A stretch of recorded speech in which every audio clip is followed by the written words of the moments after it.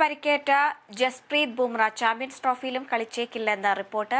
പരിക്ക് മൂലം ബുംറ പുറത്തിരിക്കുന്നത് ഇന്ത്യക്ക് തിരിച്ചടിയായിട്ടുണ്ട്. ഈ മാസം 22-ന് ആരംഭിക്കുന്ന ഇന്ത്യ-ഇംഗ്ലണ്ട് പരമ്പരയിൽ ബുംറ കളിക്കില്ലെന്ന് ഉറപ്പായിട്ടുണ്ട്. ഇംഗ്ലണ്ടിനെ ഇന്ത്യക്ക് 5 T20 മത്സരങ്ങളും 3 ഏകദിനങ്ങളുമാണുള്ളത്. ചാമ്പ്യൻസ് ട്രോഫി ടീമിൽ ബുംറയെ ഉൾപ്പെടുത്തുമെന്നാണ് റിപ്പോർട്ട്. പേശിവലി മൂലം ഉണ്ടായ പരിക്ക് സാരമുള്ളതാണെന്ന് റിപ്പോർട്ട്. മികച്ച ഫോമിലുള്ള ബുംറ ബോർഡർ ഗവാസ്കർ ട്രോഫിയിൽ പരമ്പരയിലെ താരമായിരുന്നു.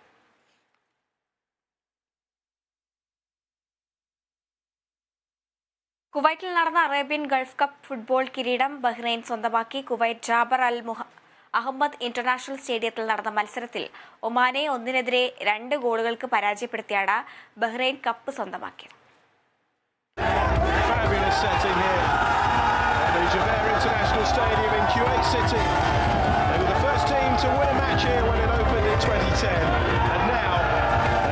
അറേബ്യൻ ഗൾഫ് കപ്പിൽ രണ്ടാം മുത്തമിട്ട് ബഹ്റൈൻ.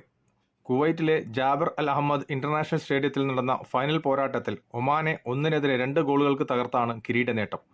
ഒരു ഗോളിന് പിറകിൽ നിന്ന ശേഷം രണ്ടാം പകുതിയുടെ അവസാന ഘട്ടത്തിൽ ശക്തമായ തിരിച്ചുവരവ് നടത്തിയാണ് ബഹ്റൈൻ ഗൾഫ് രാജ്യങ്ങളുടെ ലോകകപ്പ് എന്ന് വിശേഷിപ്പിക്കുന്ന അറേബ്യൻ ഗൾഫ് കപ്പ് രണ്ടാം തവണയും നെഞ്ചോട് ചേർത്തത്. കളി തുടങ്ങി 17-ാം മിനിറ്റിൽ ഒമാന്റെ ആദ്യ ഗോൾ പിറന്നു. തുടർന്ന് ലീഡ് ഉയർത്താൻ ഒമാനും സമനിലയ്ക്ക് വേണ്ടി ബഹ്റൈനും ഉണർന്നു കളിച്ചപ്പോൾ മത്സരം ചൂടുപിടിച്ചു. കനത്ത തണുപ്പിനെ വകവയ്ക്കാതെ ഗാലറി നിറഞ്ഞ കാണികളിൽ നിന്ന് ആവേശത്തിര തീർത്തു.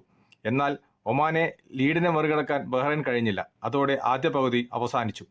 രണ്ടാം പകുതിയിലും ബഹ്റൈൻ പൊരുതിയെങ്കിലും ഒമാന്റെ പ്രതിരോധത്തിൽ തട്ടിത്തകർന്നു. ഇതിനിടെ ഒമാൻ മികച്ച ചില മുന്നേറ്റങ്ങൾ കാഴ്ചവെച്ചെങ്കിലും ഗോളിലേക്ക് എത്താനായില്ല. കിരീടം ഒമാൻ ഉറപ്പിച്ചെന്ന് തോന്നിയ ഘട്ടത്തിൽ അപ്രതീക്ഷിതമായി ബഹ്റൈൻ തിരിച്ചടിച്ചു. 78-ാം മിനിറ്റിലെ പെനാൽറ്റിയിൽ ബഹ്റൈൻ സമനിലയിലെത്തി. തൊട്ടുപിറകെ 80-ാം മിനിറ്റിൽ പന്ത് മുഹമ്മദ് അൽ മൽസാമിയുടെ കാലിൽ തട്ടി വലയിലാവുകയായിരുന്നു. അവശേഷിച്ച 10 മിനിറ്റിൽ ഒമാൻ കിണഞ്ഞു പരിശ്രമിച്ചെങ്കിലും ബഹ്റൈൻ വല ഉലുക്കാൻ സാധിച്ചില്ല. 26-ാമത് അറേബ്യൻ ഗൾഫ് കപ്പ് മത്സരത്തിന് കുവൈറ്റ് ജാബിർ അൽ അഹമ്മദ് ഇന്റർനാഷണൽ സ്റ്റേഡിയത്തിൽ വിസിൽ മുഴങ്ങുന്നതിന് മണിക്കൂറുകൾ മുമ്പ് തന്നെ ബഹ്റൈൻ ഉത്സാഹത്തിനുറപ്പിലായിരുന്നു. നാടെമ്പാടും ബിഗ് സ്ക്രീനുകൾ കളി കാണാനായി സജ്ജീകരിച്ചിരുന്നു. ടീമിന് പ്രോത്സാഹനം നൽകാനും ആവേശത്തിരയിൽ ആറാടാനും ആയിരക്കണക്കിന് ബഹ്റൈനുകളാണ് കുവൈത്തിലെത്തിയത്.